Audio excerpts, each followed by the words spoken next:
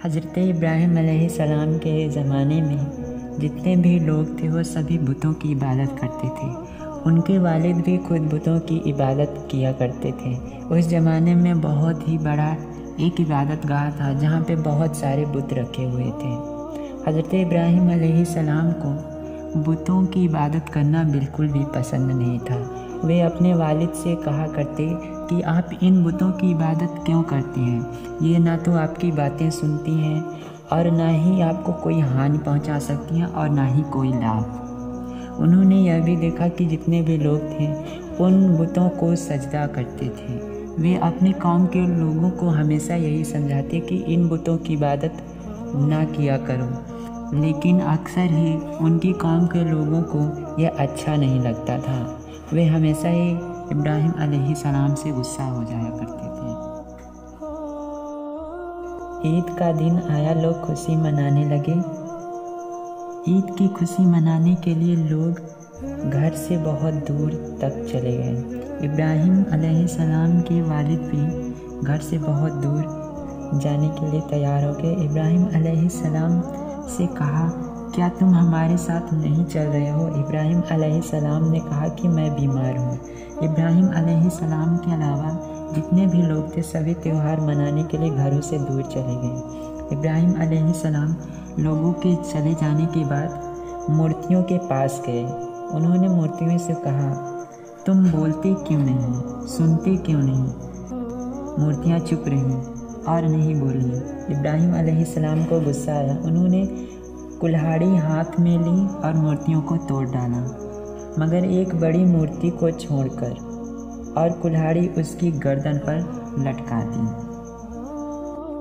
सभी लोग त्यौहार मनाने के बाद जब वापस बुतगाह में पहुँचे तो देखा कि सभी की सभी मूर्तियाँ टूटी हुई हैं, सिवाय उस मूर्ति की जो सबसे बड़ी थी।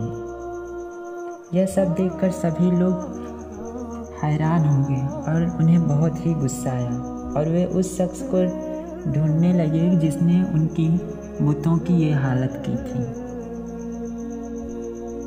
वे सब इब्राहिम अलैहिस्सलाम के पास पहुँचे और पूछा, ऐ इब्राहिम, क्या तुमने हमारे बुतों के साथ ऐसा किया है?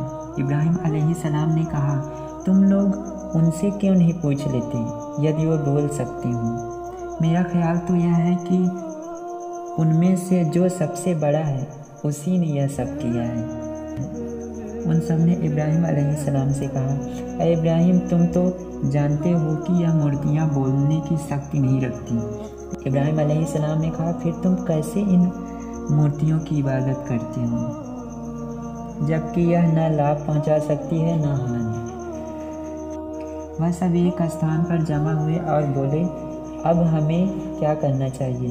इब्राहिम ने हमारी सारी बुतों को तोड़ डाला और हमारे बुतों का अपमान किया है। तुम लोग बताओ कि उसको क्या सज़ा मिलनी चाहिए? सब बोल पड़े, इब्राहिम अलैहिस्सलाम ने हमारे बुतों का अपमान किया है, इसलिए उसको जलती हुई आग में डाल दिया जाए।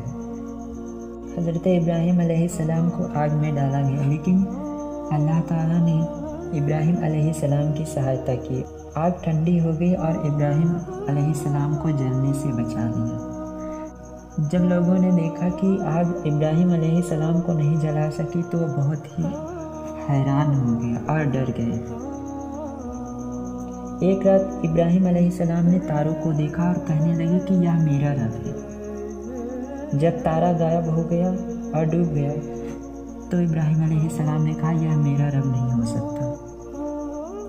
उसके बाद चाँद को देखा तो कहने लगे कि यह मेरा रब है। जब चाँद गायब हो गया तो कहा कि यह भी मेरा रब नहीं हो सकता। सुबह हुआ तो सूरज को देखा और कहा कि यह मेरा रब है, यह बड़ा भी है और ज़्यादा रोशन भी है। लेकिन जैसे ही रात आई सूरज भी ढल गया तो इब्राहिम अलैहिस्सलाम ने कहा कि यह मेरा रब नहीं हो सकता।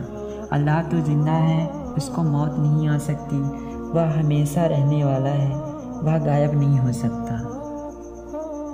तारा कमज़ोर है, उस पर सुबह गालिब आ गई। चाँद कमज़ोर है, उस पर सूरज गालिब आ गया। सूरज कमज़ोर है, उस पर बादल और रात गालिब आ गए। यह सब कमज़ोर हैं, यह मेरी मदद नहीं कर सकते। मेरी मदद तो अल्लाह ही कर सकता है जो ज़िंदा है, कभी मरेगा नहीं, हमेशा रहने वाला है, वह गायब नहीं होगा। अल्लाह ने उन्हें यह पैगाम दिया कि वह अपने कौम के लोगों को ये पैगाम पहुँचाएं कि वे बुतों की इबादत ना करें और नेकी का काम करें। हज़रत इब्राहीम अलैहिस्सलाम ने अपनी कौम के लोगों को अल्लाह की तरफ बुलाया और उनसे कहा कि तुम बुतों की इबादत ना किया करो। इब्राहीम अलैहिस्सलाम ने अपनी कौम से कहा, तुम किसकी इबादत करते हो?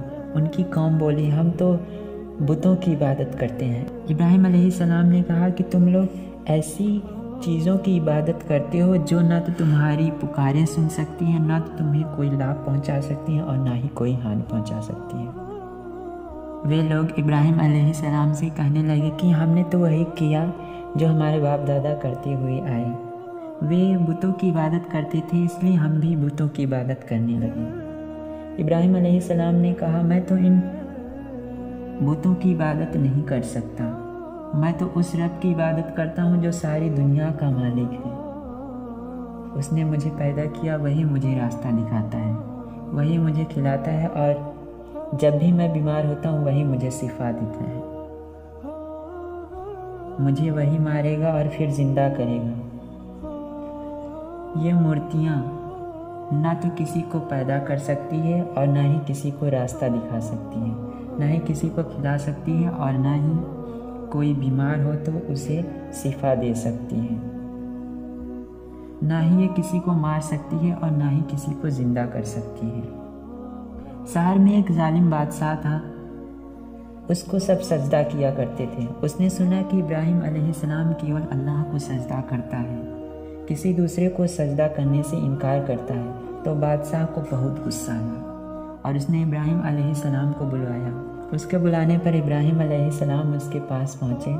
इब्राहीम अलैहिस्सलाम आए तो बादशाह ने पूछा, इब्राहीम तुम्हारा खुदा कौन है?